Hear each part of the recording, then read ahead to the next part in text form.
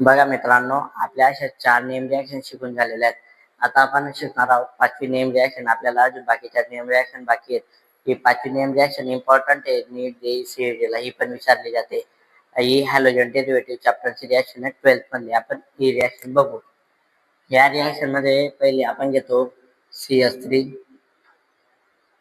CH2 आणि Br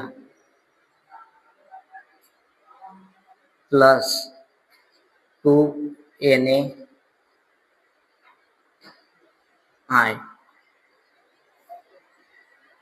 in presence of. आता हे कोणाच्या प्रेझेन्स मध्ये घडते? ड्राय असिटोन म्हणून.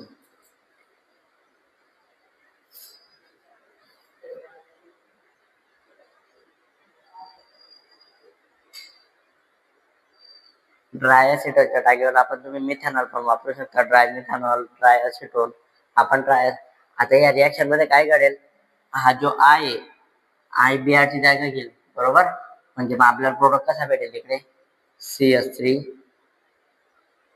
CH2 plus NaBr.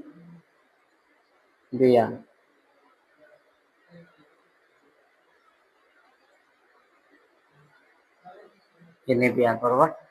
आता एवढ्या याला काय बोलतात बघा? CH3 CH2 हे 2 कार्बन आहेत आणि हा Br. आपण लिहू शकतो ब्रोमो इथेन, बरोबर. आणि CH3 CH2 तर याला बोलू शकतो आयोडो इथेन.